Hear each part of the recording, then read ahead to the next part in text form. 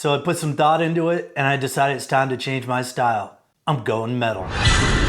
Okay, well maybe not, but I am gonna take this PRS, put some heavy gauge strings on it and tune it low. So this is one of those guitar purchases that I really didn't need to make, but I absolutely love how the finish is on this and always wanted one of these Sandblasted models.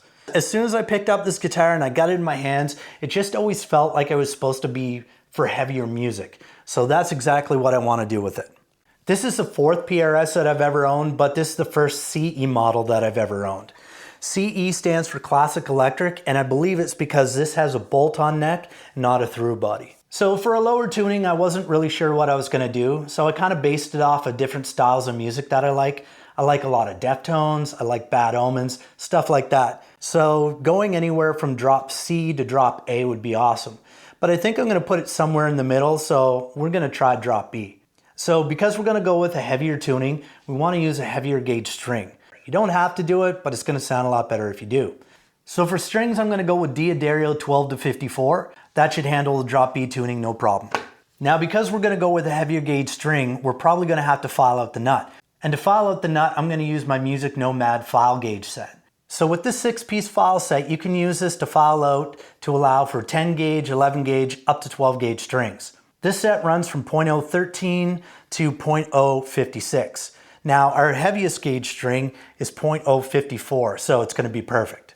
I've also been hanging on to this DiMarzio clip lock strap. These are one of my favorite straps, and I think it's going to look great on this guitar with the white wood grain. So that's what we have in store for this guitar video today. So if you guys are interested, stick around and let's get into it. So really quick before I start this, I just want to thank everybody who's been coming over to the channel, watching the videos, liking, subscribing, commenting, all that good stuff. I really am trying to grow this channel and I love making these videos. So if you haven't subscribed yet, please consider subscribing and hit the bell notifications to be notified for more cool guitar videos like this. So let's get started. Get rid of these old strings. So what I like to do is I just loosen them and then I take a little pair of snips and I just snip them off of the bridge. Makes it a lot easier pulling them through. Also, I should mention that these are the original factory strings. So I believe that these came equipped with 9s and they've been on here for 10 months. Don't tell anyone. Yes, I know I'm still using a manual Jim Dunlop winder. So Jim Dunlop, if you guys see this, please send me an electric one. Yeah, it's crazy to think that these strings have been on here this long. It's a crime, man.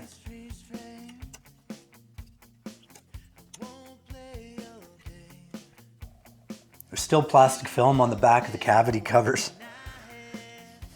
All right.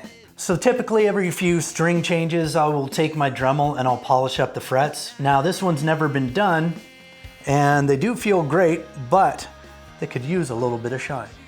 So what I'll do now is I'll mask off the fretboard and then I'm going to polish them up with the Dremel. So this is an extremely tedious process, especially when you've done this 100 times and your scissors start to get gummed up. So typically when you're polishing frets, you can get away with using a fret guard. Now these are from Music Nomad. They make them 3 different sizes and they do work well. The only reason why I'm not using these today is because the polish that I'm using is Silvo and it's a liquid. So it makes one hell of a mess when you're using fret guards. That's why I decided to just tape it off with painter's tape. So mask off your fretboard and then go over it with the Dremel and they're good to go. Duck down under my crown, 'cause you wanted more than I had. You wanted more. So now what I'm going to do is I'm going to take a little bit of this Dunlop 65 guitar cleaner, spray down the fretboard, clean it up with a cloth and a toothbrush to get in around the frets, make sure that we don't have any more of that Silvo there. That you wanted more than I had. You wanted more than I had. You wanted more than I had. So anytime that I'm doing a deep clean and a polish on a fretboard, I always like to use a little bit of this Dunlop 65 lemon oil just to hydrate the fretboard. Now you don't have to do this if you're running a maple board or if it's gloss or something like that. But because this is rosewood, we're definitely gonna use it. And usually every 6 months to a year, just use a little bit of this, keep it hydrated. Just kind of work it into the fretboard. So now that the frets are all polished and the fretboard has been cleaned and oiled and the body and everything else is wiped down, we have to put on strings.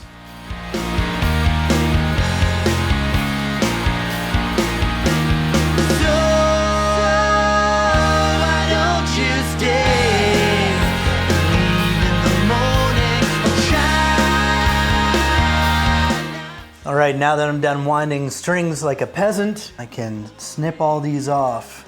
I think the next mod on this is going to be locking tuners. So for drop B tuning, it's going to be very much like having drop D, except it's a step and a half down. So for these strings, it's going to be B, F sharp, B, E, G sharp, and C sharp. So I'm going to go ahead, I'm going to tune up everything, and we'll go from there. Okay, so because these are much heavier tension string compared to the 9s that came on this from the factory, the bridge is now lifted up. So I'm gonna drop the tuning on these just a little bit more. Then I'm gonna flip this over and I'm gonna tighten up the claw on the back to pull the strings so it'll level out this bridge because it's just a little bit too high. So we'll get that all set up next.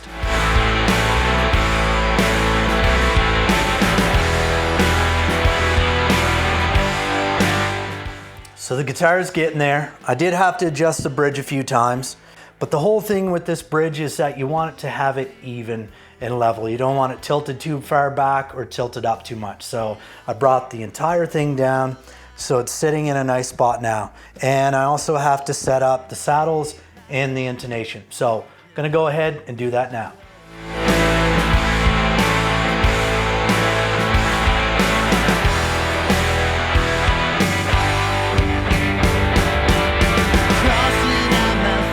So before I start taking the files to the nut slots, I want to make sure that I check the height first. All right, so taking a quick look here, I can see that we have room to go down, so that's good.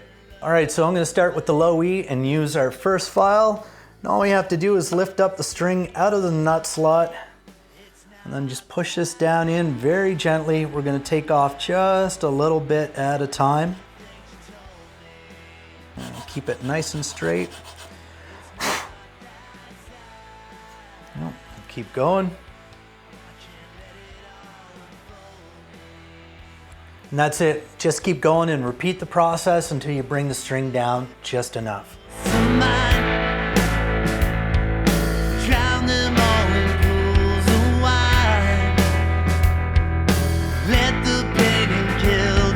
All right, so our guitar is done. But before we go ahead and plug it in to see how it sounds, let's remove these factory strap buttons and screw in the new DiMarzio clip lock strap. All right, so anyone can install these clip lock straps. They're extremely easy and the only tool you need is a Phillips screwdriver. So all you have to do is put the screw in the grommet through one side of the clip lock end and then put the nylon washer on the other side. So then you're gonna end up with two pieces that look just like this.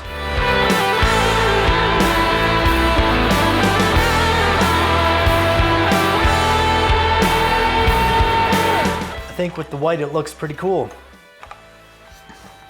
What do you guys think? Go with the white? So now that we have the DiMarzio clip lock strap installed, our D'Addario 12 gauge strings tuned down to drop B, and a polish on the fretboard, I think it's time that we plug this in and give it a shot.